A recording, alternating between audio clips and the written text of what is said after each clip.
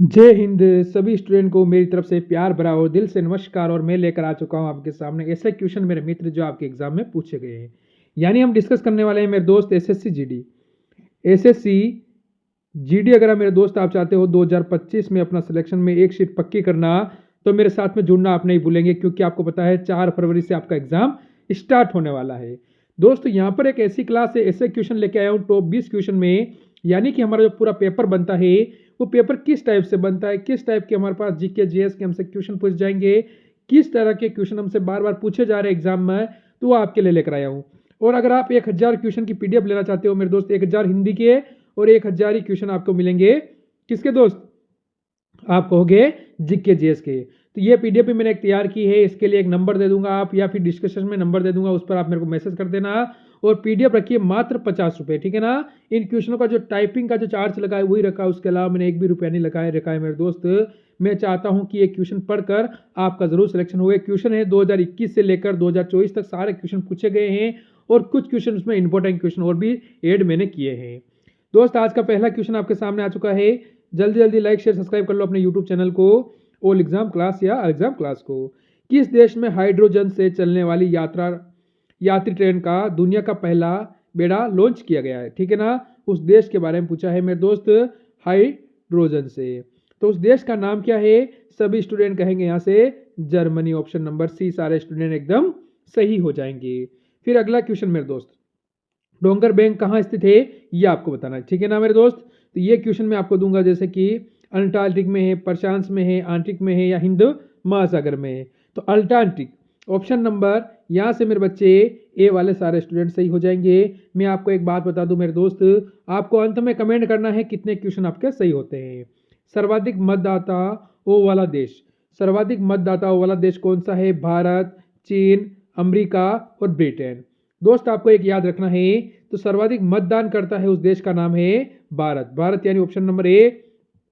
अगर आप मैसेज करोगे 73 मेरे दोस्त, इसके बाद आपको ध्यान रखना है 7357539945 पर आप मेरे को मैसेज कर देना। इन नंबर पर मैसेज करने से वो आपको पीडीएफ मिल जाएगी, टेंशन लेने की जरूरत नहीं है। पीडीएफ मात्र कितने हैं, ऐसे जीडी वालों के लिए मात्र 50 रुपए में 2000 क्वेश्चन है मेरे दोस्त। 1000 क्वेश्चन हिंदी के हैं, जिसमें गद्यांश वगैरह खालिस्तान सारे हैं, और 1000 ही क्वेश्चन आपके जीके जीएस के बनेंगे।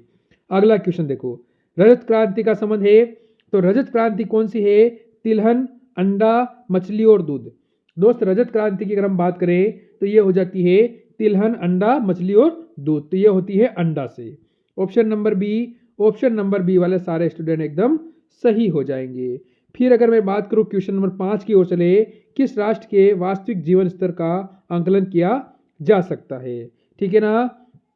तो किसी राष्ट्र की अगर हम बात करें वास्तविक जीवन स्तर का आंकलन, तो हम इसकी किस पर करते हैं, ये चीज़ अगर हमसे पूछी जाए तो हम कहेंगे प्रति व्यक्ति आय द्वारा, ठीक है ना। कि उस देश में प्रति व्यक्ति आय कितनी है, जैसे किसी प्रति व्यक्ति आय 1000 रुपये है, या 500 रुपये है, 2000 रुपये है, तो ये प्रति व्यक्ति आय पर निर्भर करता है, ये आपको ध्यान रख लेना है। अगर अगला क्वेश्चन देखें, डॉक्टर बी आर अम्बेडकर ने संविधान का हृदय और आत्मा किसे कहा था। डॉक्टर बी आर अम्बेडकर ने, जिसे हम कहते हैं भीमराव अम्बेडकर, उन्होंने संविधान की एक तो क्या कहा था मेरे दोस्त, हृदय या फिर आत्मा, ठीक है ना। हृदय और आत्मा किसे कहा था, ठीक है ना। तो संवैधानिक क्या होगा, चारों का अधिकार, ये आपको ध्यान रखना है। तो बच्चे इस क्वेश्चन को चाहो तो आप मेरे को कमेंट करके बता सकते हो कि सारे स्टूडेंट का इसमें उत्तर क्या आ रहा है। कमेंट करने का मतलब ये होता है मेरे स्टूडेंट कि आपकी तैयारी का पता चले कि तैयारी आपकी कैसे चल रही है। इंसुलिन, बात हो रही है दोस्त इंसुलिन की, तो क्या होता है ये बताओ। यकृत से होता है, तिल्ली से होता है, अग्नाशय से होता है, गुद्दे से होता है। तो यहाँ से ऑप्शन ए की ओर जाओगे, बी की ओर जाओगे, सी की ओर जाओगे, या डी की ओर जाओगे। तो दोस्त अग्नाशय, ऑप्शन नंबर सी की ओर आप सभी दोस्त चले जाओगे। देखो शकरा में क्या पाया जाता है, शकरा होता है मेरे दोस्त, इसमें क्या पाया जाता है, जैसे कि कार्बन या फिर नाइट्रोजन ऑक्साइड, ऑक्सीजन, या carbon hydrogen and oxygen, carbon hydrogen and nitrogen, oxygen nitrogen और हाइड्रोजन। तो इसमें पाया क्या जाता है दोस्त, इसने पूछा है हमसे कि कार शकरा में क्या पाया जाता है। शकरा में हमसे पाया जाता है मेरे दोस्त कार्बन। कार्बन यानी ऑप्शन नंबर, सॉरी हाँ, carbon, option number carbon, hydrogen और ऑक्सीजन। ऑप्शन नंबर बी वाले सारे स्टूडेंट सही होंगे, सी वाला गलत है, ठीक है ना। ऑप्शन नंबर बी सभी का सही होगा। फिर अगला क्वेश्चन, शरीर में विटामिन डी की कमी से कौन सा रोग उत्पन्न होता है। दोस्त, शरीर में जो विटामिन आप सभी कहोगे कौन सा, डी, जो हमें प्राप्त होता है सूर्य से, इससे कमी के कारण जो हमारा रोग पैदा होता है वो कौन सा होता है। जैसे कि सूखा रोग, बेरी बेरी विटामिन बी की कमी से, स्क्रीम रोग होता है, रतौंधी विटामिन ए की कमी से। बताओ, तो यहां से दोस्त हम कहेंगे सूखा रोग। ऑप्शन नंबर ए सभी का सही है। रक्त अल्पता निम्नलिखित में से किस विटामिन की कमी के कारण होता है। अल्पता, ठीक है ना, अल्पता जो रोग होता है मेरे दोस्त, हाँ, रक्त अल्पता, तो कौन से विटामिन की कमी के कारण होता है। Vitamin A, vitamin B12, vitamin C और विटामिन डी। तो ये होता है दोस्त विटामिन B12 के द्वारा। विटामिन B12 जो बच्चे ऑप्शन नंबर बी की ओर जाता है। जल की अस्थायी कठोरता को दूर किया जा सकती है, तो जल की अस्थायी कठोरता है उसे दूर की जा सकती है। बताओ किसके द्वारा, तो आपको जियोलाइट्स से, ठीक है ना। तो यहां से बच्चे ऑप्शन नंबर बी हम सभी का सही हो जाएगा। किसने भारत का समुद्री रास्ता खोजा था। हाँ, अबे ये क्वेश्चन मैंने एकदम सही टाइपिंग किया है। बाकी बहुत सारे बोलते हैं भारत की खोज कहाँ से करेगा यार, भारत तो उससे पहले से है, वो कहाँ से भारत की खोज करेगा, ठीक है ना। तो फिर आपको ध्यान रखना है मेरे दोस्त कि किसने भारत का समुद्री रास्ते की खोज की है। तो समुद्री रास्ते की खोज करने वाले का नाम था वास्को डी गामा। कब की थी मेरे दोस्त, 1498 के अंदर इसने, आपको पता होना चाहिए कि भारत का जो समुद्री रास्ता है उसकी खोज की थी। ये आपको ध्यान रख लेना है। एक अच्छा क्वेश्चन एग्जाम में बनने लायक, बहुत महत्वपूर्ण क्वेश्चन बन जाता है।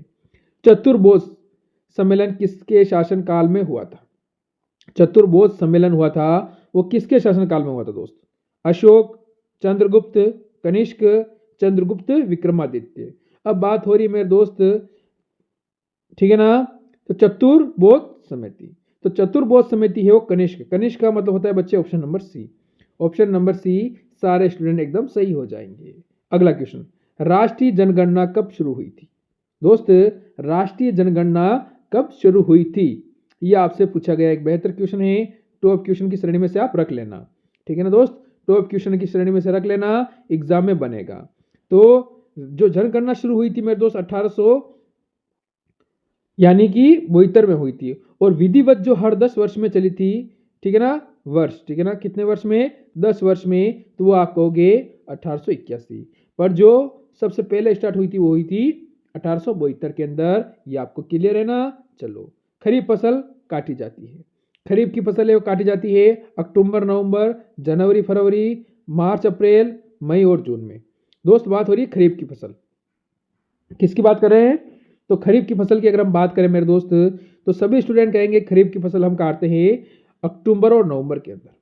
जैसे आपने खरीफ की काटी होगी तो फिर कौन सी बोई है, रबी है। फिर खरीफ की काटी होगी तो रबी बो रखी है, तो रबी में जैसे आपने गेहूं बोया है सरसों, तो ये आपको ध्यान रखना, चना वगैरह भी आपने बो रखा होगा। तो दोस्त, ये चीजें इंपॉर्टेंट होती है, क्योंकि अभी जैसे ही आपको पता है कि रबी की फसल की कटिंग का टाइम पे ही आपका पेपर स्टार्ट हो जाएगा। तो इसके लिए आपसे ये बन सकता है, चंद्रमा पृथ्वी का एक चक्कर कितने दिन में लगा सकता है। अब चंद्रमा क्या करता है, पृथ्वी का एक चक्कर लगाता है दोस्तों। तो एक चक्कर लगाने में चंद्रमा को कितना समय लगता है, ये हमसे इसने पूछा है। तो हम सभी दोस्त क्या कहेंगे, ऑप्शन नंबर ए की ओर जाएंगे, यानी कि हमें कितना दिन लगता है, 28 दिन का समय लग जाता है चंद्रमा को पृथ्वी का एक चक्कर लगाने में।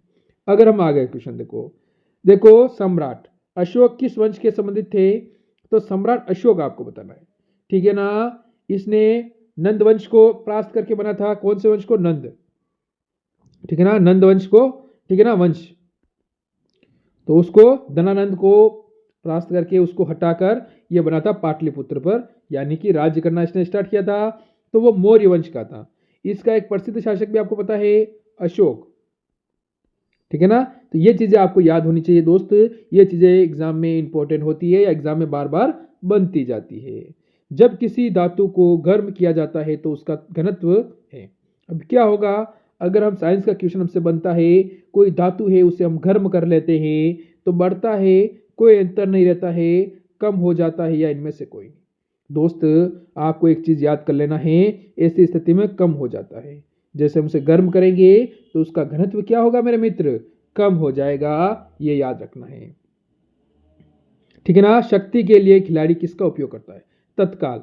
यानी कि दोस्त आपको क्या चाहिए? तत्काल।